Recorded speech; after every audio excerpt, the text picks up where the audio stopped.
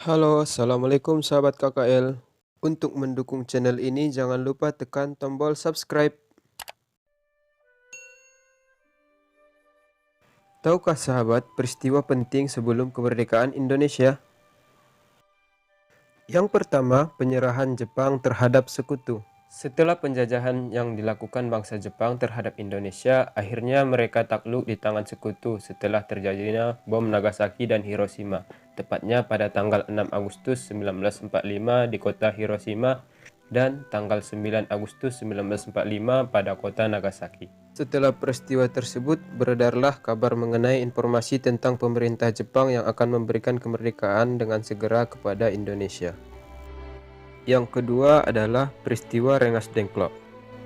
Terdengarnya kabar bahwa Jepang telah menyerah kepada sekutu membuat beberapa anggota golongan muda yaitu Sultan Syahrir, Khairul Saleh, Darwis, dan Wikana mendesak para golongan tua untuk segera melakukan proklamasi kemerdekaan.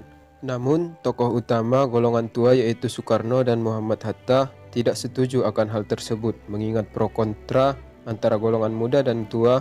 Sebuah keputusan pun akhirnya diambil.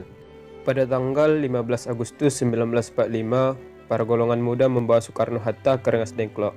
Mereka bertujuan untuk mengamankannya dari pengaruh Jepang agar proklamasi kemerdekaan Indonesia dapat segera dilaksanakan.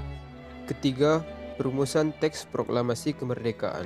Dengan adanya peristiwa Rengas Dengklok, akhirnya Soekarno dan Hatta tergugah untuk segera memproklamasikan kemerdekaan dengan mengadakan rapat perumusan teks proklamasi di Rumah Laksana Maeda pada tanggal 16 Agustus 1945 dan dihadiri oleh golongan muda.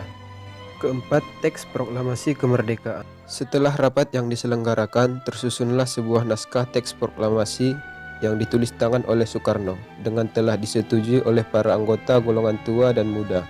Kemudian mengalami beberapa perubahan, akhirnya Soekarno menandatangani teks tersebut dengan disaksikan oleh semua pihak yang menjadi saksi.